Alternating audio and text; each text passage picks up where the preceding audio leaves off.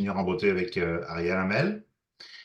J'espère que tout va bien. Je vais juste, avant de présenter notre Ariane, le sujet qui va nous occuper aujourd'hui, juste préciser quelques petites choses à propos du fait, comme vous le savez, que le webinaire est enregistré. Euh, le dire tout de suite aussi pour ceux qui ont des objections avec ça. Pendant la présentation, je vais demander à tout le monde de fermer ses caméras pour vraiment mettre l'emphase sur Ariane et ses propos. Après le webinaire, on aura une période de questions. Vous pouvez utiliser soit le chat, soit également réouvrir votre caméra et prendre la parole. Valérie et moi, de toute façon, Valérie se charge de regarder les questions dans le chat et vérifier évidemment si vous souhaitez évidemment ouvrir la caméra et prendre la parole. Vous avez la possibilité dans la barre en bas, réaction, de pouvoir lever la main. Voilà. Donc, sans plus tarder, je vais me présenter, Philippe Gachon, le directeur général du risque. Ça me fait plaisir d'accueillir aujourd'hui Ariane Hamel, qui est étudiante maîtrise en travail social à l'Université du Québec en Outaouais, avec notre collègue Nathalie Saint-Amour. Ariane s'intéresse au changement climatique, aux événements météorologiques extrêmes, à leur effet aussi sur les individus et les communautés. Son mémoire porte sur le processus de rétablissement d'individus ayant vécu les inondations de 2017-2019, puis également certains quartiers, on a appris aussi, avaient été inondés aussi cette année, en 2023. Dans le quartier un des quartiers qui est particulièrement vulnérable, socio-économiquement défavorisé, de Pointe-Gatineau, et donc sous l'influence d'un lieu aussi, d'un lien d'attachement particulier à ce milieu. Euh, Elle est récipiendaire, Ariane, de bourses du CRSH, donc du Conseil de recherche en sciences humaines du Canada, des fonds de recherche du Québec, Société et Culture, puis également une bourse du réseau Inondation intersectorielle du Québec. Donc, merci encore, Ariane, d'avoir accepté de présenter ce webinaire. Et sans plus tarder, la parole est à toi. Merci Philippe. Donc, merci tout le monde pour votre présence aujourd'hui. Je sais que c'est un vendredi avant les fêtes, donc j'apprécie que vous soyez tous et toutes présents. Merci pour la présentation. Je vais partir mon diaporama et le partage d'écran.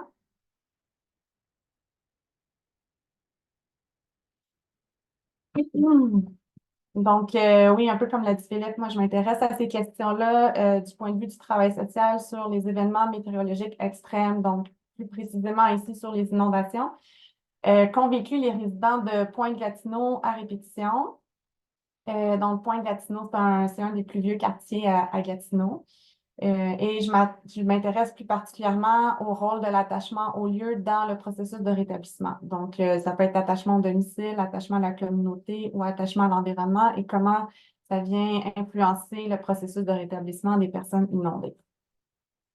Donc, aujourd'hui, dans le fond, je vais y aller rapidement un peu là, un résumé de la problématique de mon cadre conceptuel et méthodologique parce que je veux vraiment plus m'attarder sur les résultats que les entrevues ont donnés. C'est des résultats préliminaires que je vous présente parce que, en date d'aujourd'hui, je n'ai pas eu la chance de faire une analyse poussée, croisée de tous les résultats. Par contre, c'est des résultats qui découlent de l'ensemble des entrevues qu'on a faites dans Pointe-Gatineau que je vous présente aujourd'hui. Puis, on va terminer, dans le fond, avec une petite discussion, réflexion à la fin de ma présentation sur les commentaires et les questions qui émergent de ma présentation. Donc, premièrement, c'est quoi que la littérature nous dit? Bon, c'est pas un secret, là, le réchauffement climatique, ça fait augmenter le nombre de catastrophes et de désastres, des événements météorologiques extrêmes. Euh, Puis, on s'intéresse de plus en plus, en fait, au phénomène de cumul de désastres. Donc, le fait qu'il y ait plusieurs catastrophes qui arrivent dans un même lieu, avant même que la phase de rétablissement de la première catastrophe soit complétée. On le voit notamment avec les inondations au Québec. Ce qu'on sait aussi par rapport aux communautés socio-économiquement défavorisées qui vivent des désastres, parce que Pointe-Gatineau étant considérée comme une communauté socio-économiquement défavorisée, ben, la littérature, ce qu'elle nous dit là-dessus, c'est que Ces personnes-là vont moins aller chercher de l'aide, vont avoir moins de ressources en fait et d'outils pour se protéger face au désastre. Et pour se remettre aussi, elles vont avoir moins tendance à aller dans les lieux, dans les rencontres de rassemblement visant le rétablissement de la communauté. Donc, souvent, leur savoir, leur point de vue, ça va être invisibilisé. Qu'est-ce qu'on sait sinon, c'est que le rétablissement, les conditions qui entourent le rétablissement des personnes et des communautés sont très importantes parce que ça peut influencer la vulnérabilité, la trajectoire des communautés, leur vitalité. Puis c'est d'autant plus important dans le point de Gatineau parce que, bon, suite aux inondations de 2017 et de 2019, pardon, il y a beaucoup de terrains qui ont été, de maisons qui ont été démolies, il y a beaucoup de lots vacants. Puis ça, je vais en parler dans mes résultats, mais les participants mentionnent vraiment que la désolation qui a résulté de la destruction de ces maisons-là les affecte beaucoup. Et donc ça m'amène, veux pas, à la question de l'attachement au lieu. Est-ce que ça l'influence positivement ou négativement le rétablissement? Puis, ce que la littérature nous dit par rapport à ça, c'est que c'est les deux. Certaines études vont dire ben les gens vont mieux se rétablir parce que le fait d'être attachés à leur domicile et à leur communauté font en sorte qu'ils vont être motivés pour la reconstruction. Il y a d'autres études qui nous disent non, non, c'est le contraire. En fait, le fait qu'ils sont attachés, ça va être plus difficile pour eux de se rétablir parce qu'ils vont trouver ça difficile de voir la désolation autour d'eux. Donc, c'est ça que je veux venir un peu, je veux venir enrichir, si on veut, la littérature par rapport à ça. Puis, ben, c'est pertinent comme projet parce qu'il n'y a pas beaucoup de littérature qui s'intéresse empiriquement, si on veut, à la phase de rétablissement suivant un désastre. Et il n'y a pas beaucoup de littérature sur le cumul de désastres. C'est un phénomène qu'on étudie depuis les dernières années, les dernières décennies, donc c'est pas quelque chose de très documenté. Donc voilà, l'objectif, c'est de mieux comprendre le processus de rétablissement de citoyens vivant dans une communauté socio-économiquement défavorisée et qui ont vécu un cumul. Donc, au départ, quand moi j'ai fait mon projet de mémoire, c'était 2017-2019. Puis, au début de mon recrutement puis de ma collecte de données, au printemps 2023, ben, il y a eu une nouvelle inondation à Pointe-Gatineau. Donc, ce qui fait en sorte que j'ai quelques participants qui ont vécu 2 inondations, puis que j'en ai d'autres qui ont vécu 3 inondations. Un petit mot rapide sur mon cadre conceptuel. Pour conceptualiser le rétablissement, j'utilise le concept de désorientation et réorientation. Donc, ça, dans le fond, là, c'est le fait d'avoir une rupture avec l'expérience, d'avoir un chez-soi, d'avoir une rupture de se reconnaître dans notre milieu, c'est la perte de repères. Et la réorientation, c'est le processus de reconstruction identitaire dans un lieu familier qui a été modifié. Donc, un peu ce qu'on voit à Pointe-Gatineau. Donc, je trouvais ça pertinent à utiliser comme cadre. L'attachement au lieu, je m'inspire des 2 cadres offerts par Cox et Perry et Raymond et Hall de 2011-2010. J'utilise des composantes qu'eux ont identifiées dans l'attachement au lieu et j'en fais un melting pot, si on veut. Donc, dans le fond, comment je m'inspire de ça? J'appelle ça l'attachement au domicile, l'attachement communautaire et l'attachement à l'environnement. Dans le domicile, tu peux avoir autant la composante identitaire, donc qu'est-ce qui fait en sorte que tu te sens chez vous parce que tu te reconnais là-dedans, que la fonction au lieu. Donc, tout ce qui est le fait d'avoir un toit, le fait d'être en sécurité dans un espace, la barrière entre le privé et le public, tout ça. Le communautaire, bien, c'est toutes les relations sociales, l'attachement à la communauté, qu'est-ce qui fait en sorte que cette communauté-là, je me sens chez moi dedans. Et l'attachement à l'environnement qui est particulièrement intéressant, étant donné que c'est la rivière qui déborde. Puis les participants sont très attachés à leur rivière. Fait que c'est intéressant de venir voir comment ça vient jouer. Il y a aussi les composantes du travail et du genre dans le cadre conceptuel de Cox et Perry, mais je vais vous avouer que ça n'a pas vraiment sorti dans mes entrevues, donc je ne vais pas les aborder de mon côté. Évidemment, je fais des entrevues, donc c'est un devis qualitatif. C'est des entrevues individuelles. Puis, il y a certains participants qui ont voulu me montrer par eux-mêmes leur quartier et les lots vacants, les terrains qui ont été détruits. Fait qu'on a fait une marche exploratoire dans laquelle ils pouvaient me dire qu'est-ce que ces lieux-là signifiaient pour eux avant qu'ils soient détruits. Et une codification par thématique par la suite. Pour vous donner une petite idée du portrait des participants, j'ai fait 11 entrevues individuelles. Non, c'est pas vrai. J'ai fait 11 entrevues, la plupart individuelles. J'ai eu 2 exceptions là-dedans. J'ai eu une entrevue que c'était avec une famille, donc 2 parents et une jeune femme. Puis pourquoi on a fait ça? C'est parce que il y avait des enjeux au niveau de l'héritage. C'est une maison léguée de génération en génération. Fait que c'était intéressant pour nous de venir prendre le point de vue de autant la jeune femme qui allait recevoir la maison que les parents qui avaient vécu les inondations. Et l'autre entrevue, c'était parce que le monsieur qui voulait participer a fait un choc post-traumatique suite aux inondations et sa conjointe est maintenant sa proche aidante. Donc, voilà, elle voulait être présente lors de l'entrevue. Donc, c'est pour ça qu'on a fait cette option-là. Pour vous aider à comprendre un peu mieux le tableau, la première colonne, c'est l'âge et le sexe de notre participant. La deuxième colonne, c'est le revenu familial ainsi que si la personne était seule ou pas seule au moment de faire face aux inondations, dans le sens de si elle vivait avec quelqu'un. Des fois, vous voyez, il y a des petites flèches à côté du revenu. Ça signifie si entre les 3 épisodes d'inondation, si la personne a changé de strate de revenu ou si elle a augmenté de revenu. Et la troisième colonne, finalement, c'est par rapport aux caractéristiques du domicile. Donc, en quelle année le domicile inondé a été acheté? Est-ce qu'il a été détruit? A-t-il été vendu avec perte monétaire ou s'ils sont encore là? Et la valeur du domicile inondé. Et pourquoi il y en a certains qui sont blancs et d'autres qui sont verts? Ceux qui sont verts, c'est les personnes qui sont parties après les inondations de 2019 et qu'on a réussi à travers des contacts, à avoir une entrevue avec ces personnes-là pour mieux comprendre pourquoi ces personnes-là étaient parties. Puis les personnes en blanc, c'est les personnes qui sont restées. Quelques faits saillants par rapport aux participants, parce que je les trouve quand même intéressants. C'est notre échantillon, c'était toutes des personnes blanches. La plupart des participants et participantes sont à la retraite. Vous pouvez voir qu'on a un âge moyen assez élevé. Franco-canadienne et cisgenre, j'avais 7 hommes et 6 femmes. On remarque que les hommes participants que j'ai eus sont majoritairement favorisés au point de vue socio-économique et qu'ils ont traversé leurs inondations avec leur conjointe versus les femmes que j'ai eues en entrevue sont plus défavorisées socio-économiquement et ont traversé les inondations seules. Maintenant, au niveau des résultats, si vous allez voir, dans le fond, je vous présente des extraits de mes entrevues.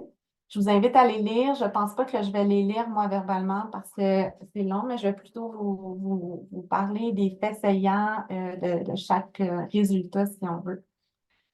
Pour vous aider à mieux comprendre les résultats, je trouvais ça important de simplement vous ramener sur comment les gens ont vécu les inondations, premièrement. Donc, quand les gens vivent des inondations, ils doivent mettre des mesures pour protéger leur maison, que ce soit avec des sacs de sable, que ce soit avec des pompes. Mais en 2017, ce qu'on apprenait, c'est que les gens ne savaient pas trop quoi faire pour protéger leur maison. Il y en a qui savaient quoi faire, puis il y en a d'autres que c'était une surprise. Il y en a qui nous disaient, c'est arrivé tellement vite, on n'a pas eu le temps de rien faire, c'était juste ramasser vos choses puis partir. Puis il y en a d'autres qui ont essayé des mesures de protection qui ne se sont pas révélées efficaces finalement. Ça, dans les facteurs qui ont favorisé leur établissement, je vais y revenir tantôt, mais les apprentissages suite aux inondations de 2017 sont considérés comme un facteur important pour les gens qui ont décidé de rester parce qu'ils savaient mieux comment protéger leur maison après ça. Puis en 2017, il y en a aussi qui nous disaient que malheureusement, il y avait manqué de poches de sable, il y avait manqué de mesures pour protéger leur maison. Ils étaient partis tellement vite qu'ils avaient oublié de fermer des affaires. Fait que ça a été relaté, si on veut, comme un véhicule de leur expérience d'inondation en 2017.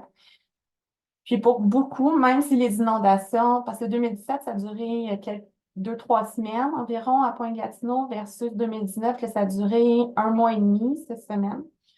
Puis les niveaux d'eau sont montés beaucoup plus haut, mais il y en a beaucoup qui nous disaient que le 2017 avait été beaucoup plus difficile pour eux autres parce qu'ils ne savaient pas comment protéger leur maison. Euh, Ensuite, la période de rétablissement en 2017 a aussi été quelque chose de majeur pour les résidents inondés à cause que ils nous disaient qu'ils sentaient qu'également au ministère de la Sécurité publique, ministère de la Sécurité publique, je pense, je m'excuse, je me mélange tout le temps entre les deux, que c'était long, il y avait des longs délais parce que c'était aussi un événement unique pour le gouvernement. C'était comme nouveau, comment s'adapter. Fait qu'ils ont vécu beaucoup de délais par rapport à la construction, obtenir les permis nécessaires, la paperasse, la complexité, comment remplir les documents. Donc, il y en a beaucoup pour qui le rétablissement a été aussi difficile, même plus que les inondations en tant que telles. Au niveau de la relocalisation, maintenant, c'est aussi, j'en parle autant comme une conséquence que comme un facteur de rétablissement, si on veut, parce que la relocalisation a fait partie du vécu de beaucoup de personnes et pour plusieurs, c'était pas facile. Il fallait revenir souvent à la Croix-Rouge pour savoir où est-ce qu'on allait dormir dans les 2 jours suivants. Il y en a pour qui ont été hébergés chez leurs membres de la famille, mais ça a causé des conflits parce qu'ils n'étaient pas habitués de se côtoyer sur une base quotidienne comme ça. Les personnes âgées, notamment, c'était plus difficile de s'adapter dans des conditions de vie auxquelles elles n'étaient pas habituées. Ceux qui avaient des animaux aussi, tu sais, comment répondre aux besoins d'un chien qui doit faire ses besoins normalement, il fait juste sortir de la maison, là, c'est de sortir de l'hôtel. Fait que, ça, c'est des choses qu'on a beaucoup parlé.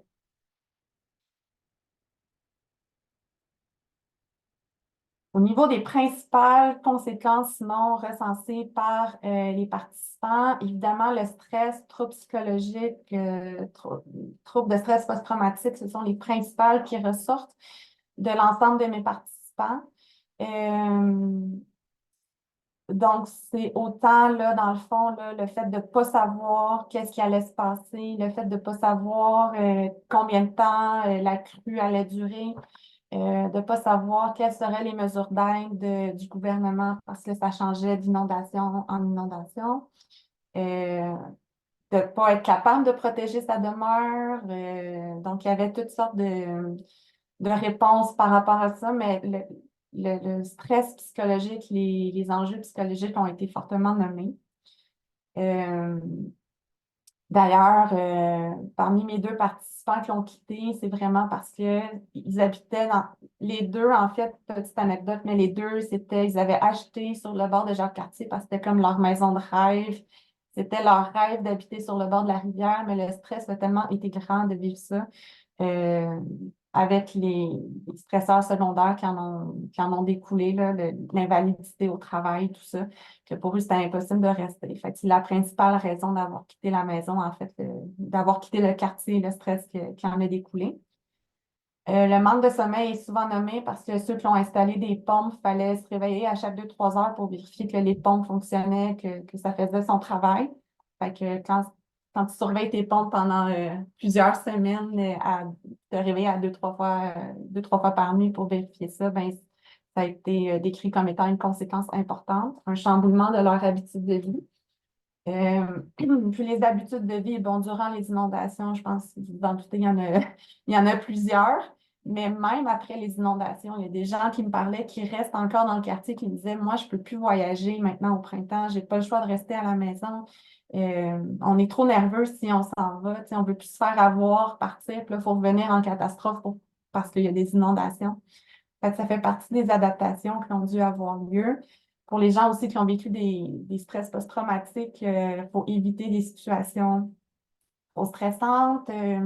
J'ai notamment un couple qui a déménagé derrière un magasin qui a eu un problème de génératrice. Puis pendant une semaine, on entendait le bruit des génératrices. Puis pour ce couple-là, ils n'ont pas été capables de dormir pendant une semaine parce que ça les ramenait aux inondations. Donc, il y a des changements d'habitude de vie comme ça, des gens qui ont installé des espèces de sensors à leur système d'alarme. Si jamais il y a de l'eau, ben, ça va sonner, même pour ceux qui sont partis. Fait qu'il y a vraiment, ça les a beaucoup affectés à ce niveau-là. Au niveau maintenant des conséquences plus matérielles, financières, les gens nous parlent évidemment, donc le programme d'indemnisation, il y en a pour qui il y a une perte de qualité de vie parce que les montants payés, ils disaient, les participants, ben, ça couvre juste les électroménagers de base, dans le sens ceux qui sont les moins chers, alors qu'on avait des électroménagers qui valaient plus. Donc, il y en a qui disent qu'il y a une perte financière par rapport à ça. Il y en a aussi qui disent, ben, j'ai perdu mon air climatisé, mais c'est considéré comme un luxe par le ministère, fait qu'ils ne veulent pas me le remplacer. Il y en a d'autres aussi qui parlent vraiment plus au niveau de l'attachement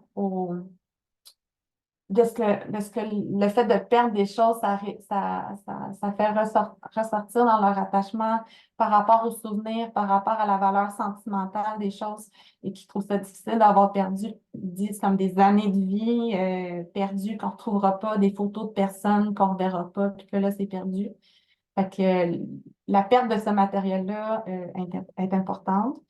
Euh, Au niveau financier, il y a des gens qui nomment que ça coûtait cher. Les pompes, l'essence pour les pompes, ça coûtait cher aussi, là, qui ont investi de leur propre argent par rapport à ce que le programme d'indemnisation ne couvrait pas. Euh, et relié à l'emploi, ben, il y a des gens qui nous disaient, ben, moi, je suis en invalidité depuis les inondations parce que je me suis blessée en faisant des sacs de sable. Là, mon dos, je peux plus, je suis plus capable. Euh, euh, Notamment, un de mes messieurs qui a fait un trouble de stress post-traumatique, lui aussi, est en invalidité permanente maintenant, il ne peut plus travailler. Euh, Parce qu'il y a eu des pertes cognitives très importantes suivant les inondations. Puis, il y en a d'autres que c'est plutôt qu'ils n'ont pas été payés durant les inondations parce qu'ils ne pouvaient pas se rendre au travail, parce qu'il fallait qu'ils restent pour protéger leur maison. Fait qu'il y a différentes conséquences à ce niveau-là. Au niveau de la vie conjugale, familiale et sociale, ça ressortait beaucoup quand même dans les commentaires, puis c'était assez varié les vécus. Notamment, je l'ai un peu mentionné tantôt, mais la relocalisation a vraiment créé des tensions familiales entre certaines personnes. Euh, des gens qui n'étaient pas habitués de ne pas habiter chez eux, comment on s'habitue au mode de vie de l'autre, donc ça a créé des tensions à ce niveau-là. Vie conjugale, j'ai un participant notamment que lui, si c'était pas de sa conjointe, il serait parti du quartier, mais parce que sa conjointe voulait rester, il a comme tout fait pour se rétablir, mais le rétablissement a été très difficile pour lui. Fait que, il disait encore aujourd'hui, c'est un sujet tabou entre ma conjointe et moi, on n'en parle pas trop. Elle sait que je suis pas contente que je suis pas contente par rapport à ça. Euh, Finalement, au niveau des conséquences sociales, ben, c'est à deux niveaux. Il y a des participants qui nous disaient j'étais tellement négatif que j'ai perdu des amis, les gens ne voulaient plus me voir parce que ma vie, c'était juste un paquet de troubles. Puis il y en a d'autres qui disent ben, au contraire, les gens, ils voulaient tellement m'aider, mais ça fait en sorte que même quand j'étais au travail, je n'arrivais pas à me concentrer parce qu'on faisait juste me parler des inondations, parce que c'est juste de ça qu'on parlait dans les médias. Fait que là, les gens venaient au travail, avaient beaucoup d'empathie m'en parler, mais moi, ça faisait en sorte que je n'étais plus capable parce que j'étais juste là-dedans. Fait que, on voit des conséquences au niveau social de différentes façons, si on veut. Je vais prendre une petite gorgée d'eau. Au niveau des conséquences, maintenant plus physiques, deuil, décès, euh, ben, j'ai parlé des maux de dos tantôt, mais on avait aussi des gens qui ont développé des allergies, des gens, tu sais, j'ai notamment une personne dans son travail, elle s'occupait d'animaux, puis maintenant, elle ne peut plus faire ça. Euh, des personnes qui me disaient, ben moi, après chaque inondation, j'ai des bronchites pendant un mois parce qu'il y a tellement d'humidité dans la maison. Euh, Au niveau des deuils, j'ai une participante qui a malheureusement perdu son petit chien à cause de la relocalisation. Son petit chien qui s'est désorganisé, si on veut, qui a commencé à mordre les autres personnes. Elle n'a pas trouvé personne pour s'en occuper, donc elle a été obligée de laisser son chien à la SPCA, puis ça l'a beaucoup affecté. Euh, il y a beaucoup de participants qui me disaient, on connaît plein de gens dans le quartier qui se sont enlevés la vie suite aux inondations, que ça a été trop difficile pour eux d'apprendre que leur maison serait démolie, d'avoir à dealer avec le rétablissement, avec la paperasse bureaucratique. Donc, même si moi, dans mes participants, j'ai pas eu personne qui a été touché personnellement par un proche qui se serait enlevé la vie, la majorité de mes participants participants disaient, ben, je connais un voisin, je connais quelqu'un, telle rue, qui est mort après les inondations. Euh, donc, ça fait malheureusement là, partie des conséquences là, des inondations.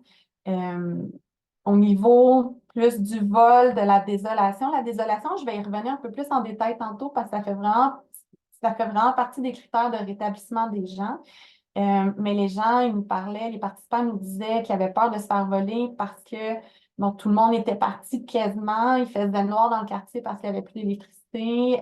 Fait qu'il y avait des voleurs qui venaient en chaloupe pour voler dans les maisons, ce qui rendait les gens nerveux par rapport à ça. Euh, voilà, la désolation, je vais y revenir tantôt. Ce qui m'amène à vous parler un peu plus, si on veut, des personnes avec une vulnérabilité socio-économique parce que tu sais, je l'ai mentionné un peu dans la littérature tantôt, puis on le voyait aussi dans Pointe-Gatineau, les gens qui étaient plus âgés notamment étaient moins capables de se protéger face aux inondations. Il y avait des gens plus isolés aussi. Le fait d'avoir une vulnérabilité socio-économique, de faire partie d'un groupe qui est plus vulnérable aux inondations, c'est aussi un facteur qui nuit au rétablissement suivant les inondations. Fait que les principaux points par rapport à ça qui sont ressortis des entrevues, c'est l'accès à la technologie. Il y avait beaucoup de choses qui se faisaient en ligne pour le rétablissement, puis il y avait des participants qui me disaient, ben, c'est pas tout le monde qui a un cellulaire, c'est pas tout le monde qui a un ordinateur, c'est pas tout le monde qui sait comment ça fonctionne, ces outils technologiques-là. Donc, surtout dans des quartiers défavorisés, pour certains, c'est encore pire. Il y en a aussi qui nous disaient, c'est pas tout le monde qui a le niveau de littératie pour comprendre les rencontres de la ville, du ministère, quel papier remplir, comment on fait ça. Fait que ces personnes-là étaient défavorisées dans leur rétablissement par rapport à ça.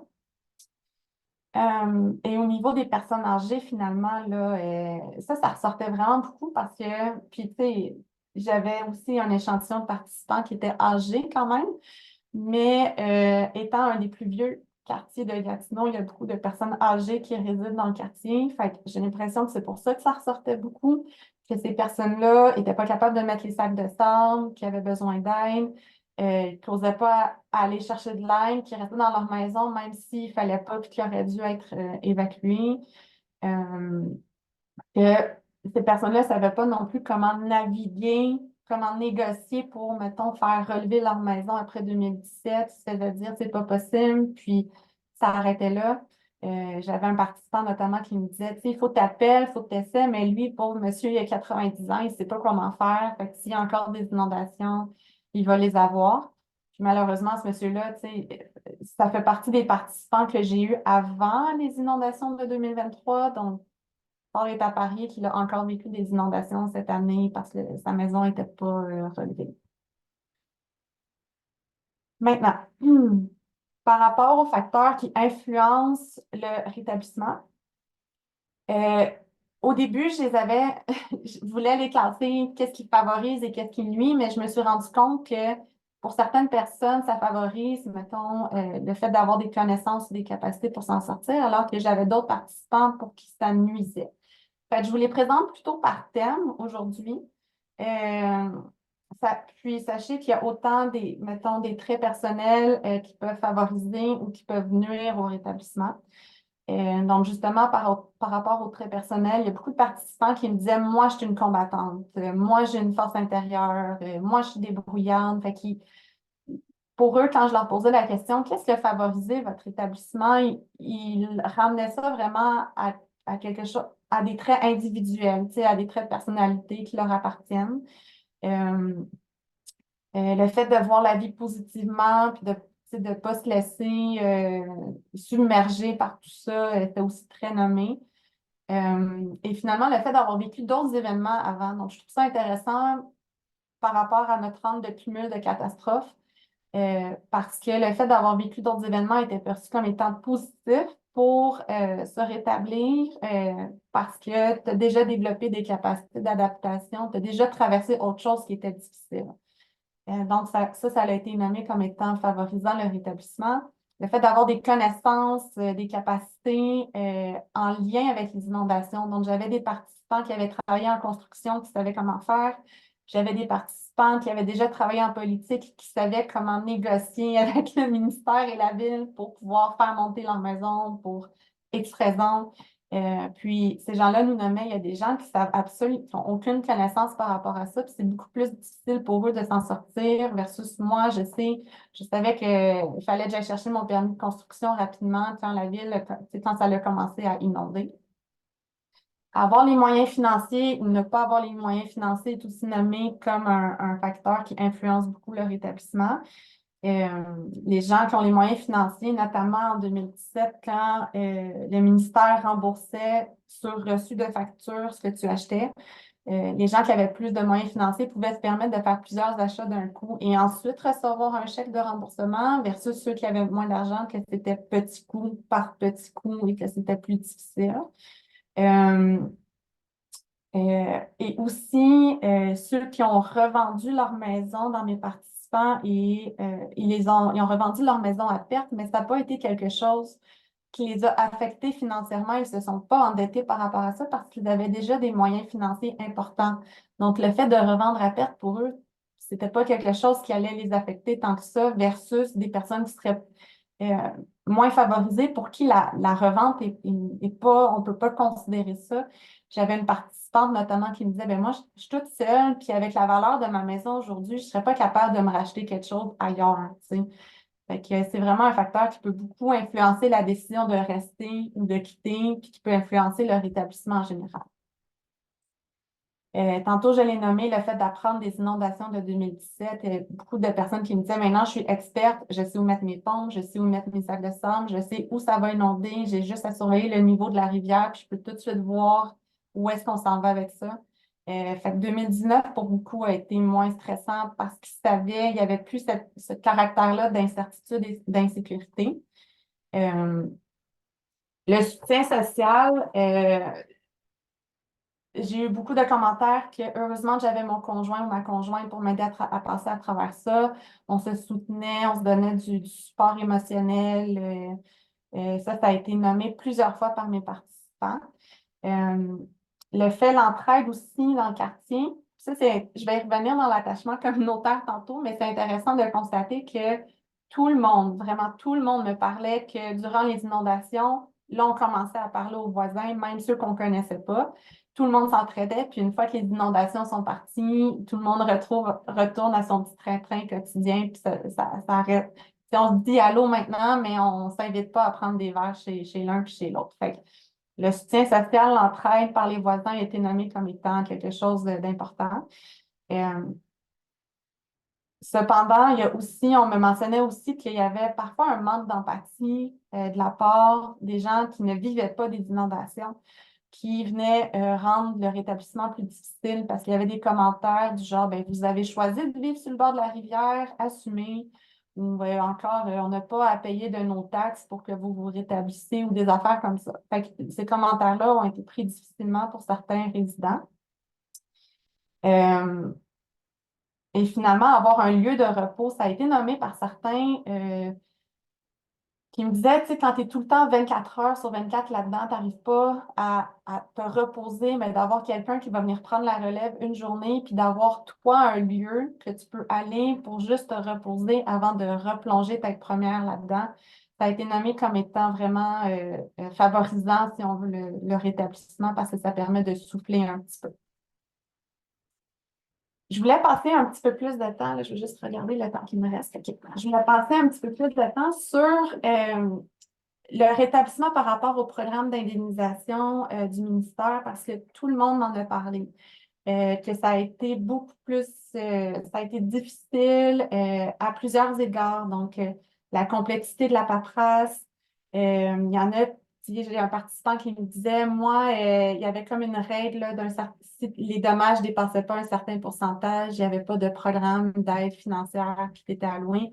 Moi, c'était juste 100 $ qui manquaient, j'ai dû m'obstiner, tout ça. Fait que beaucoup ont parlé que ça a été très, très, très long, notamment. Il y avait beaucoup de changements d'agents parce que les agents faisaient des burn-out puis s'en allaient. Donc, ça a été décrit comme étant un facteur qui nuit au rétablissement des gens. Aussi, le fait de devoir trouver, de devoir faire des soumissions de plusieurs ingénieurs ou contracteurs, de tomber des fois qu'il y avait des chicanes entre les contracteurs, les ingénieurs. J'ai un participant qui, à ce jour, est encore en démarche judiciaire suite aux inondations de 2017 parce que les travaux ont été mal faits. Donc, lui, il me dit, moi, c'est impossible de tourner la page. Je ne peux même pas envisager de vendre ma maison ou je ne sais pas quoi faire parce que je suis encore pognée dans ce litige-là. Donc, ça a été décrit là, comme étant un gros, gros facteur de stress. Euh, voilà. Un autre facteur, sinon, puis là, ça m'emmène sur l'attachement au lieu, mais c'est vraiment les gens qui sont restés là nous disent qu'ils ont l'impression d'avoir été abandonnés par la ville euh, par rapport au lot vacant. Et l'image que vous voyez, c'est vraiment en mauve, là, c'est tous les quartiers, pardon, tous les terrains qui ont été, dont la maison a été détruite suite aux inondations. Donc, ça, c'est le quartier justement c'est une partie du quartier de Pointe-Gatineau, celui qui a été la partie de la communauté qui a été le plus frappée. Donc, il y en a quand même vraiment beaucoup. Puis les gens nous disaient, tu sais, on vit des conséquences maintenant, il y a de la faune, il y a comme de plus en plus d'outardes qui viennent parce que le gazon n'est pas tondu assez souvent l'été. C'est la ville qui a repris possession, mais ils ne viennent pas tondre le gazon assez souvent. Fait que là, on a beaucoup de faune indésirable, bon, avec les excréments qui viennent avec les odeurs qui viennent avec. Fait que les gens nous parlaient de ça. Ils nous disaient, tu sais, c'est plate. Moi, j'arrive pas à me rétablir parce qu'à chaque fois que je rentre dans le quartier, ça me rappelle les inondations. Je trouve ça laid, je trouve ça pas beau. Je peux pas croire qu'ils nous ont laissés avec ça. On a le droit au même service que tout le monde. Fait que ça, c'est des propos qui revenaient souvent parmi les participants, qui pour eux, la, la, la, la détérioration de leur environnement de vie les affecte énormément. Qui m'amène à vous parler de l'attachement au domicile. Donc, les gens, en fait, surprenamment, sont plus attachés, ceux qui sont restés dans le quartier sont plus attachés à leur maison qu'avant les inondations, justement parce que sont fiers de s'être battus pour leur maison, ils sont fiers d'avoir maintenant comme investi dans leur maison. Il y a comme une fierté d'avoir passé à travers ça, fait qu'ils sont plus attachés à leur maison. Le fait d'avoir une maison léguée de génération en génération, je pense que j'avais 3 ou 4 participants dans mon échantillon que c'était ça. Et pour eux, ça influençait grandement leur attachement au domicile, leur attachement à leur communauté. Puis pour eux, c'est ça qui leur donnait la force de protéger leur maison. C'est le fait que ben, c'est dans ma famille depuis toujours, pour moi, chez moi, c'est ici, c'est nulle part ailleurs. On me donnerait 1 million pour aller vivre ailleurs, puis j'irais pas vivre ailleurs. Donc, le fait d'avoir une maison léguée influence grandement la décision de rester dans le quartier. Mais il y en a pour d'autres que c'est une minorité, mais j'en ai certains que la maison est devenue une prison, en fait, qui n'ont pas été éligibles au programme d'indemnisation, mais que leur maison ne vaut pas assez pour qu'ils puissent s'en aller. Puis j'avais notamment une participante qui me disait moi, je ne l'ai pas demandé de recevoir ça en héritage, la motadine de maison. Là, je suis pognée ici, je ne peux pas m'en aller. Fait on entendait aussi ces propos-là. À la communauté maintenant, je vous le disais tantôt, il y a comme une bulle que les inondations créent, que les gens commencent à se parler. Donc, il y a comme une création, si on veut, de nouveaux réseaux qui ne sont pas aussi forts, par contre, que les anciens réseaux qui sont partis. Donc, il y a des gens qui nous disent, moi, j'avais l'habitude d'aller prendre un verre chez tel. Cette rue-là, c'était familial, c'était le beau-frère à ma femme, sa cousine, là, c'était son autre cousin. Il y avait vraiment, j'avais des participants qui me parlaient qu'il y avait des rues, Saint-François-Xavier notamment, qui est une rue dans cette communauté-là, que c'était toute la famille, tout le monde se connaissait. Il y avait des épluchettes de blé d'Inde de voisins, familiaux. Puis toutes ces maisons-là ont été détruites, les gens sont partis. Fait qu'il y a vraiment, des gens trouvent ça plate. Il y en a qui me disent, même si moi j'ai acheté récemment, avant, il y avait tellement de monde, les enfants jouaient là, puis là maintenant c'est vide, il n'y a plus personne. On se questionne même sur est-ce qu'on a encore une communauté ou pas. Fait que ça va jusque-là. Puis pour ceux qui sont partis, évidemment, ben, c'est aussi la perte de réseau. Avant, on jouait à telle affaire, on pouvait se voir. Puis là, où est-ce que j'habite maintenant? Ben, il n'y a personne. Je ne connais pas vraiment personne. On ne se parle pas entre voisins, c'est plate. Fait que les gens nous parlent beaucoup de cette espèce de sentiment communautaire-là qu'il y avait, puis qu'il n'y a plus maintenant depuis les inondations. Par rapport maintenant, il y a eu un plan d'aménagement des lots vacants qui a été fait, mais les gens ne sont pas satisfaits des résultats de ça parce qu'il y en a beaucoup qui disent que ça a été tabletté, c'est-à-dire qu'on en a parlé, il y a eu des consultations citoyennes, mais il n'y a rien qui se fait par rapport à ça. Puis il y en a qui nous disent que c'est plate qu'il n'y a pas plus une vision à long terme du quartier. Puis je vais y revenir dans pas long parce que je parle bientôt du cumul d'inondations, mais pour plusieurs, il y a une grande insécurité à savoir, mais c'est quoi que les décideurs veulent vraiment faire avec leur quartier? C'est quoi leur vision? Parce que on sent pas qu'ils veulent investir dans notre communauté. Tu sais, on se sent abandonné, un peu comme je disais tantôt. Puis les citoyens, ils ont plein d'idées. Ils me partageaient ça en entrevue. Ça pourrait être ça pourrait être ça. Fait qu'on voit qu'il y a un désir de revitalisation du quartier, mais ils ne sentent pas cette même détermination-là de la part des acteurs gouvernementaux. À l'environnement maintenant, et je termine avec ça pour l'attachement. Pointe-Gatineau est très apprécié pour sa proximité avec tout. Donc, pour ceux qui ne viennent pas dans le coin, il y a un grand parc pas loin, puis le quartier est relié par une piste cyclable à ce grand parc-là. L'autoroute est proche, fait qu'ils peuvent prendre l'autoroute rapidement pour aller à Ottawa. Les épiceries sont proches, donc ils disaient on a vraiment tout à proximité. Puis il y a vraiment un très, très grand attachement à la rivière. Tu sais, tout le monde me dit, moi, je reste ici parce que j'ai la vue, parce que j'aime l'eau, j'aime la rivière, je m'en irai pas ailleurs. J'ai une participante qui me disait, ben moi, maintenant, j'ai peur de l'eau. C'est pour ça aussi que je suis partie. J'ai plus le même rapport avec l'eau. J'ai vu ça pouvait être quoi la force de l'eau, puis ça me fait peur maintenant. Puis il y en a d'autres certains qui disaient, ben moi, j'aime ça la campagne dans la ville, donc j'aime ça qu'il y ait moins de voisins parce que ça sent moins le bardeau, ça sent plus le gazon, la qualité de l'air est meilleure. Fait que j'avais une minorité de participants qui m'ont exprimé ça. Donc, la fameuse question, est-ce que l'attachement au lieu a une influence sur le processus de rétablissement? Oui, ça a une influence favorable pour certains parce que ça les a aidés à se reconstruire. Ça vient valider ce que la littérature nous dit, dans le fond. Puis il y en a d'autres que c'est défavorable. J'ai notamment un participant, c'est ça, qui me dit, moi, à chaque fois que je rentre ici, ça me rappelle les inondations. Je partirais si je pouvais, mais je ne peux pas. Fait qu'il y a les deux. Puis il y en a aussi qui nous disaient qu'ils n'avaient aucun attachement. Donc, ça ne les influençait pas pantoute dans leur établissement. Puis la décision de quitter ou de rester était plutôt motivée par des facteurs financiers ou par le stress qu'ils avaient vécu. Puis, je vous laisse sur un petit extrait par rapport à l'héritage, là, au niveau de l'attachement. Je vous laisse par rapport à l'héritage qu'un participant nous disait, ben moi, j'ai décidé de quitter parce que la maison, maintenant, elle ne vaut plus rien. Tu sais, avec la zone d'intervention spéciale qui a été mise en place après 2019, on n'a plus le droit de rien construire sur nos terrains. Fait que la valeur de la maison ne pourra plus jamais augmenter. Fait que je ne veux pas laisser ça à mes enfants. Fait que lui, il a décidé de quitter par rapport à ça. Qui m'amène à vous parler de la récurrence rapidement. Pour certains, le fait de vivre de prochaines inondations, ça leur fait pas peur parce qu'ils savent qu'est-ce qu'il faut faire. Leur maison a été est maintenant résistante aux inondations, si on veut. Ça les énerve pas. Ils ont même des idées pour les prochaines inondations de comment continuer à améliorer leur résistance. Donc, on voit vraiment le développement de résilience et de stratégie pour certains des participants. Il y en a d'autres que c'est ça, c'est le stress de revivre d'autres inondations qui sont partis.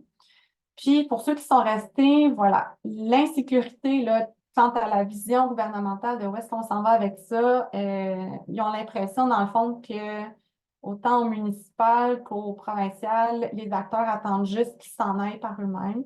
Fait que ça leur fait peur, en fait, de vivre d'autres inondations, les stresse pas parce qu'ils ne sont pas préparés, mais parce qu'ils ne savent pas quelle va être la réponse des acteurs décisionnels par rapport à ces inondations-là. Les sinistrés m'ont fait quelques recommandations.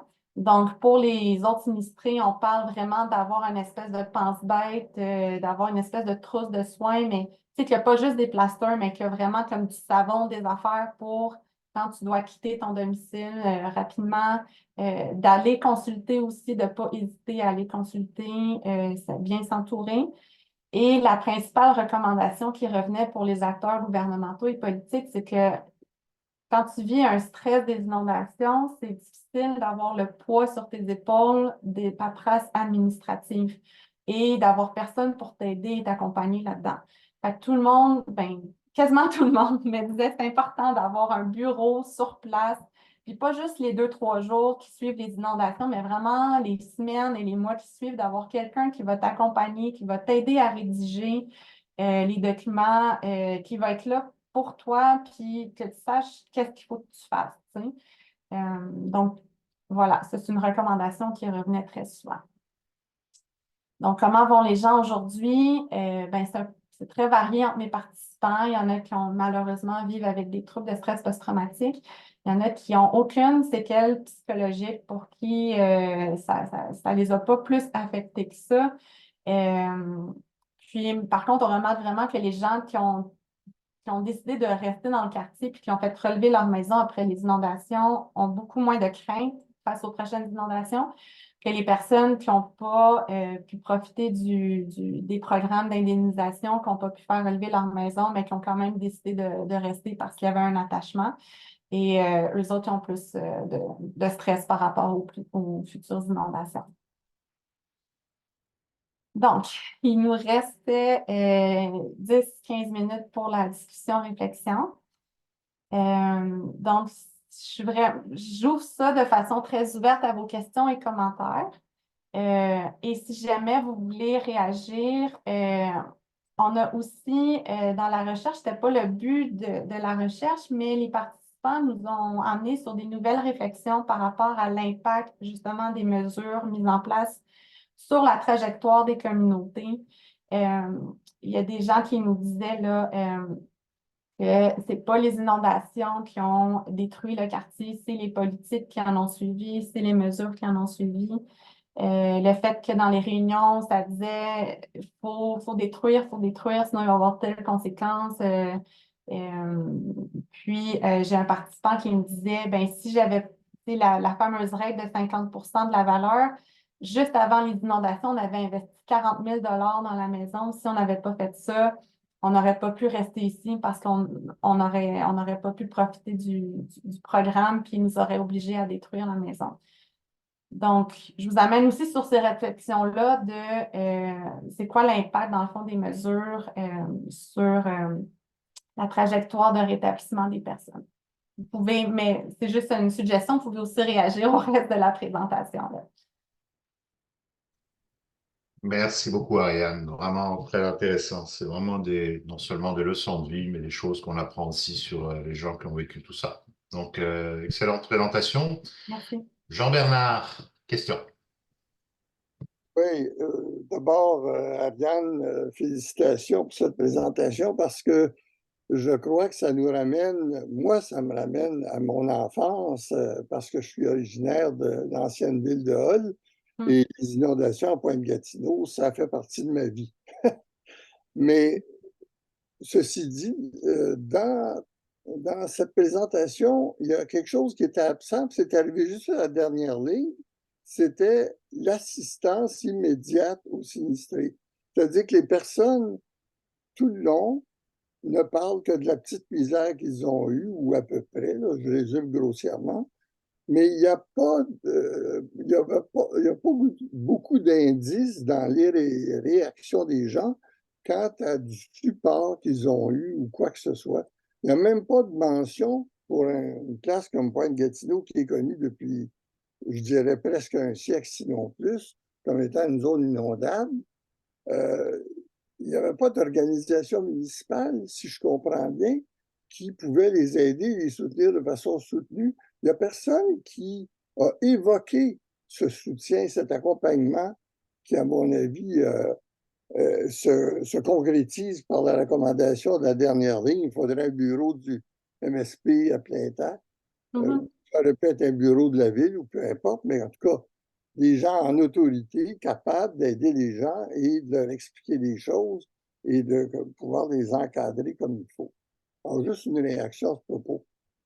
Ben, en fait, euh, ouais, par rapport au ministère, effectivement, je pense que j'en ai parlé. Par rapport à la ville de Gatineau, ça ressortait pas tant dans les commentaires. Tu sais, en fait, c'était quand même divisé. Il y avait des gens, ça n'avait pas été marquant, donc c'est pour ça que je ne le retrouvais pas tant que ça dans leur récit.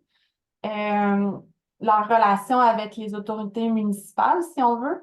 Il y avait des gens qui me disaient que en 2017, en tout cas 2017-2019, il y avait eu une amélioration entre les inondations de la réponse de la ville. Mais il y en a qui disaient, ben, c'est pas assez. Puis il y en a d'autres qui disent, ah oui, ils en ont fait assez, on est complètement satisfait. Fait que j'avais vraiment les deux penchants durant les inondations, pendant la phase immédiate.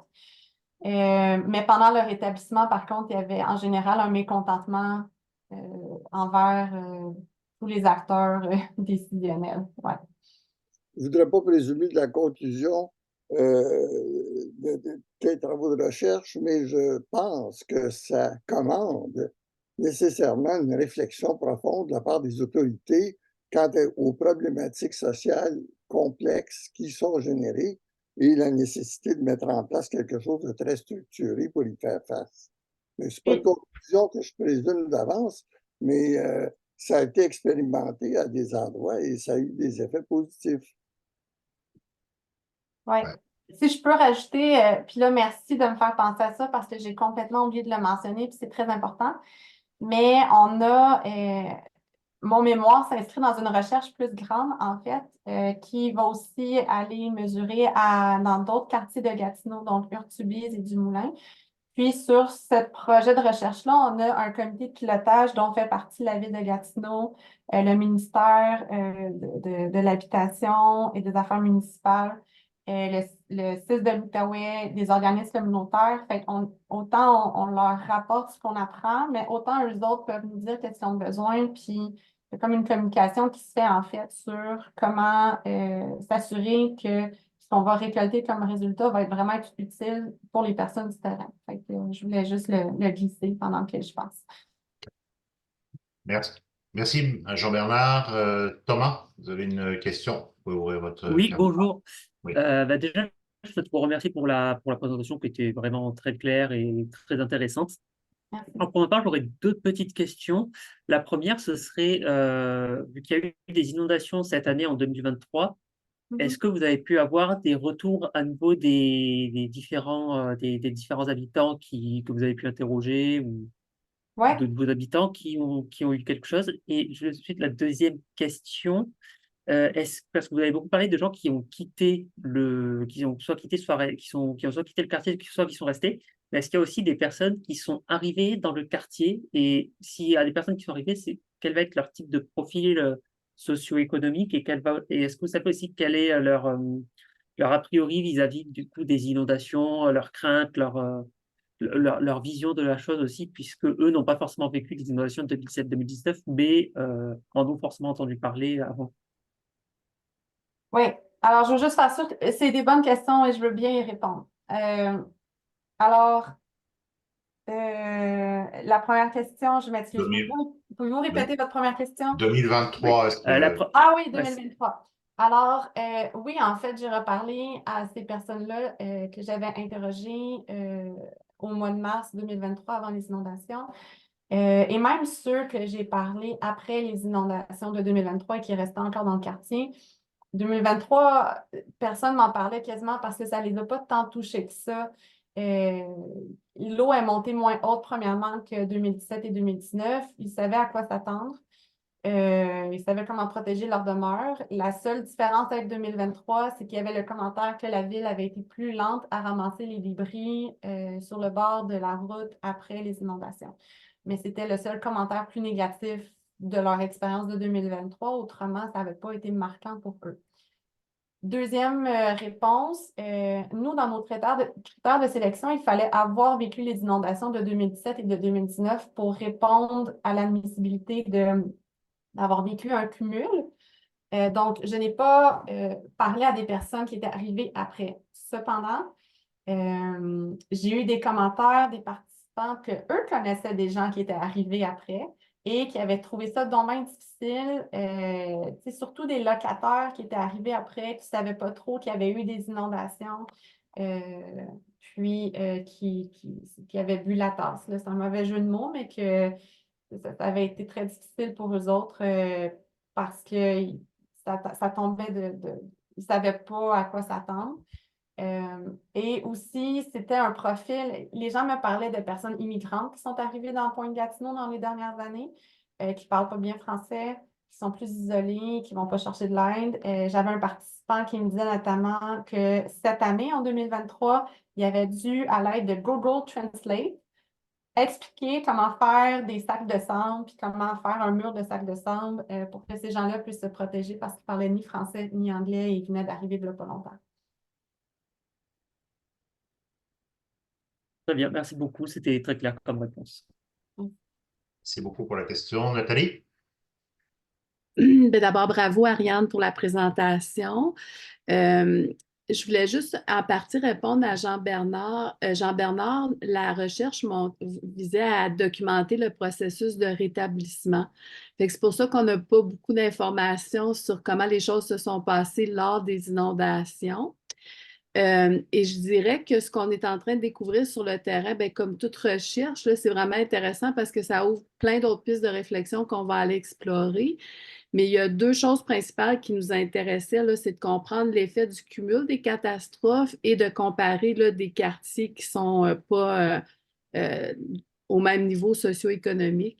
Puis moi, je vous dirais que la principale surprise qu'on a là, dans les résultats qu'on a analysés jusqu'à maintenant, puis qu'Ariane a présenté, c'est que soit les gens quittent ou quand ils restent, leur attachement est encore plus grand. Et ça, pour moi, c'est quelque chose d'assez surprenant puis qui devrait être considéré là, par rapport aux décideurs là, au moment d'élaborer les programmes et tout ça. Fait que soit les gens quittent parce qu'ils disent que c'est trop stressant, tout ça, mais ceux qui restent, ils ont vraiment un attachement. Puis comme Ariane le disait clairement, pour ceux qui restent, ils ont développé cet attachement-là, ce qui fait que ça fait en sorte ils ont encore plus envie d'entendre parler les décideurs sur ce qui va arriver avec leur quartier. Ce qu'on comprend, c'est qu'il n'y a pas eu de retour d'expérience là, dans le quartier, puis tout ça, malgré le fait qu'on pense que c'est un quartier qui va rester vulnérable aux inondations. Fait que ça amène toutes sortes de questions comme combien d'inondations, combien de temps on attend avant de prendre des décisions si on doit relocaliser des citoyens, si ça suppose pour eux d'investir à la fois financièrement, mais qui sont en train de consolider leur attachement, là. Fait qu'il y a plein de pistes, effectivement, qu'on va pouvoir continuer de réfléchir là, en poursuivant notre analyse. Mais je voulais remercier Ariane là, d'avoir si bien mis la table là, pour nous aider à poursuivre notre réflexion. Merci, Nathalie. Est-ce qu'il y a d'autres questions, commentaires? Peut-être encore une fois, je continue avec le cumul, compte tenu du fait que, quand même, il y a 17, 19, certains 2023, même si c'était pas si pire, c'est quand même 3 inondations substantielles en l'espace de, bon, 6 ans. Euh, D'après toi, puis de ce que tu viens de nous montrer, euh, est-ce que le processus de rétablissement pour les personnes qui sont encore là, tu nous parlais tout à l'heure de la personne de 90 ans qui se retrouve toute seule, etc. Mais en fait, c'est un processus, est-ce qu'on peut encore appeler un processus de rétablissement ou c'est tout simplement quelque chose qui est euh, tout le temps on va dire entre guillemets, euh, non effectif dans sa réalité parce que tout simplement la plupart des personnes, une partie des gens, notamment tu le mentionnais, des personnes qui sont socio-économiquement les plus défavorisées, sont pas rétablies. C'est un peu ça que tu nous montres et que tes résultats pointent. Oui, c'est-à-dire que j'ai envie de dire que c'est variable justement en fonction des vécus de rétablissement de chacun. Tu sais, je pense à mon monsieur qui est encore dans un processus judiciaire. Je pense à ma madame qui n'a pas été indemnisée et qui, elle, craint réellement des prochaines inondations. Je pense aux personnes qui ont vécu des troubles de stress post-traumatique, qui sont en invalidité permanente, qui doivent se réadapter à vivre, à trouver des stratégies pour éviter le stress dans leur vie. J'ai envie de dire, ces personnes-là ne sont pas complètement rétablies des inondations, mais c'est vrai que j'ai une partie de mes participants que j'ai envie de dire, êtes-vous correct? Tu sais, il y avait une question justement dans mon livre d'entrevue, comment vous allez aujourd'hui? Pour ces personnes-là, ils disaient, ben moi, ça va aujourd'hui, je suis prête à faire face à des prochaines inondations. J'ai envie de dire que leur établissement, s'il n'est pas terminé, sera déterminé en fonction des prochaines et des mesures qui seront mises en place, en fait. Cette crainte-là de devoir partir, comme mentionnait Nathalie, l'attachement qui se cristallise de plus en plus. C'est une très bonne question, Philippe. Je ne sais pas si on peut dire, il n'y a pas de ligne De claire, ligne. voici, tu es rétabli. Tu sais. Ce que ça nous dit, moi je l'interprète comme ça, c'est que l'effet domino sur l'incapacité à se rétablir est d'autant plus important pour les personnes socio-économiquement vulnérables, à Ouais. partir du moment en plus où les mesures ou les autorités ou les choses ne répondent pas à leurs besoins. C'est Oui, peut-être ça aussi.